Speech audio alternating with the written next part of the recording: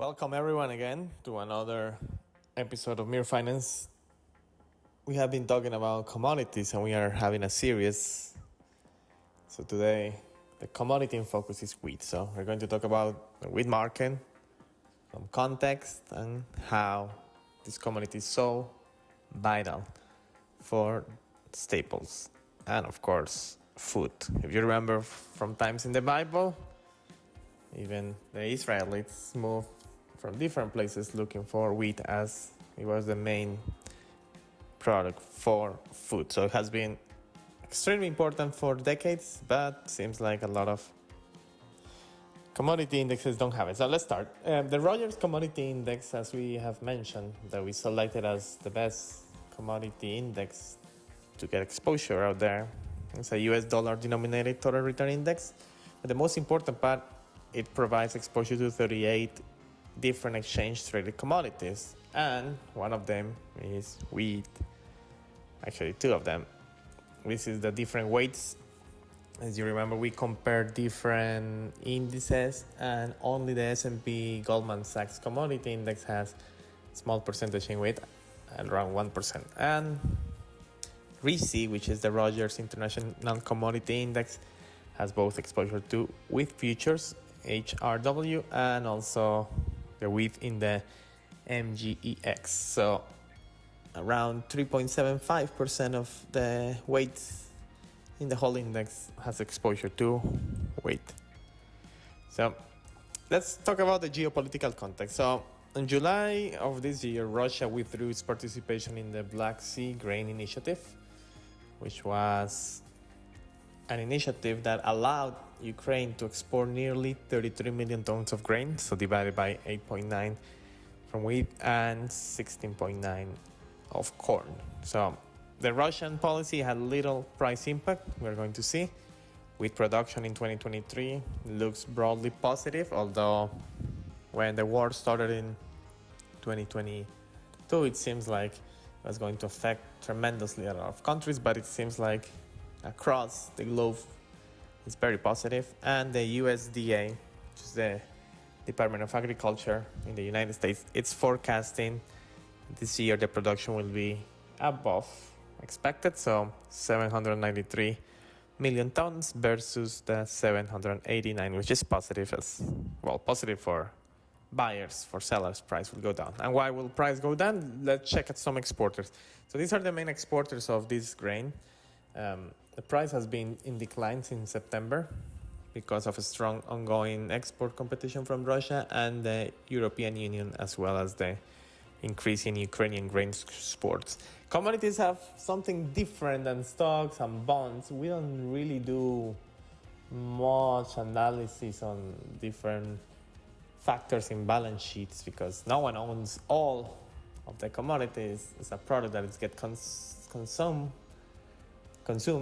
So then commodities depend mostly on supply and demand. So it's very easy. Of course, it's not as easy as to say because we need to understand why demand is going up or why supply is changing. But in theory, as yields of wheat goes up, as we can see, then prices have gone down. So Argentina, Australia, Canada, the European Union, and Russia and the United States have seen how their prices from the beginning of the year have gone down at least 10 to 15%.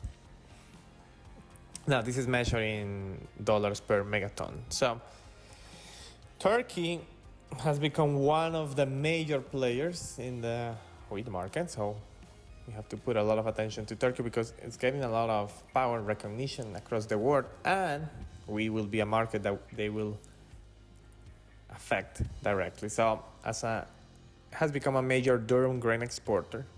What is durum? Durum is a hard wheat typically used to make pasta, flatbreads, couscous, and other staple food products. So it's not your regular wheat that you can make bread or flour. It's that specific hard wheat that you make pasta, and we know like Italians and Indonesians, they love those kind of products. So big consumer of those. So Turkey has emerged as a major one. They are also the second largest importer in the world with 12 million tons. And remember, there were around 793 million per year So they basically consume almost 20% of all world's wheat, and also they are the largest exporter with 7 million tons. So 95% of Turkey's wheat exports were processed products such as flour, pasta, couscous, and bulgur, which provides added value and actually helps a lot with their diversification because, yes, if you buy and sell wheat, well, it's a basic commodity, but if you go buy it, process it, and sell it back, then you start adding value and you can charge more and your economy can grow. So as you can see here, we can see how in 2023 we are seeing an increase in wheat grain exports, while it has decreased a bit in wheat flour, bulgur, and pasta and couscous. Of course, this is only until July and August, but you can see a huge amount in wheat grain increase. So Turkey definitely a place to check. And here we're going to check the trade summary for the major players in the market. So we have Iran, lower feed and residual use, so less imports. Kazakhstan, also lower trade because of 6 ban on imports via truck. Nigeria also reduced purchasing power, so less increase in trade.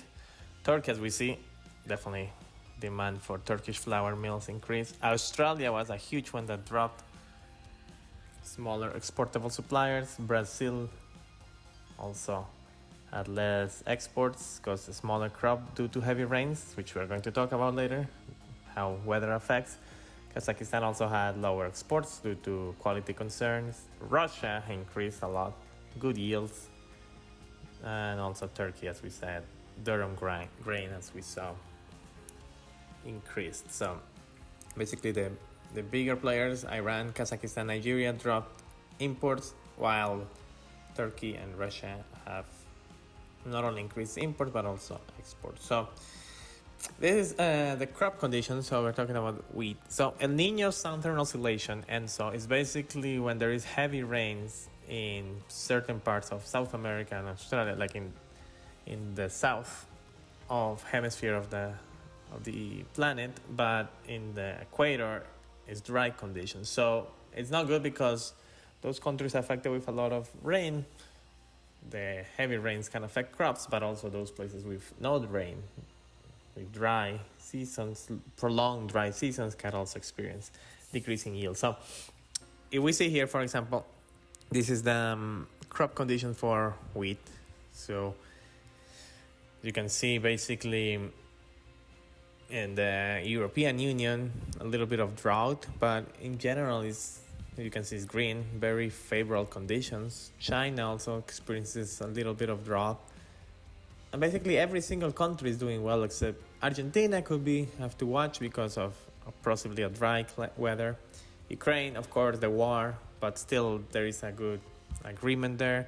And basically in Australia, Canada, and the United States, and a bit of Russia, the issue is mostly from dry weather. So something to watch, but we don't see we being affected too much by weather as the European Union and other countries, which are the biggest exports, except maybe Canada, have favorable conditions overall. So let us know what you think.